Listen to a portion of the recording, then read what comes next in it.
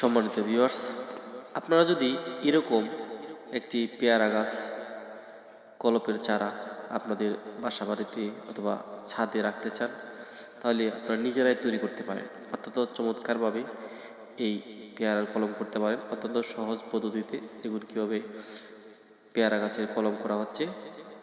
সহজ পদ্ধতিতে এই টেকনিকটা শিখে নিলে আপনার বাসা বাড়িতেও থাকতে পারে এরকম একটি চমৎকার পেয়ারা গাছের চারা, যা আপনার পরিবারের চাহিদা মেটাতে সক্ষম হবে এবং সুন্দর পরিবেশে দেখতেও ভালো লাগবে এবং যেটা অত্যন্ত আকর্ষণীয় ও আনন্দদায়ক হবে।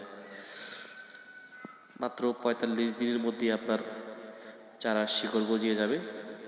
তারপর আপনি এটাকে কেটে রোপণের জন্য প্রস্তুত করে ফেলবেন।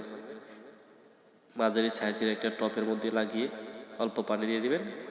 ৬ মাস পরে দেখা যাবে এখানে ফলন ধরে।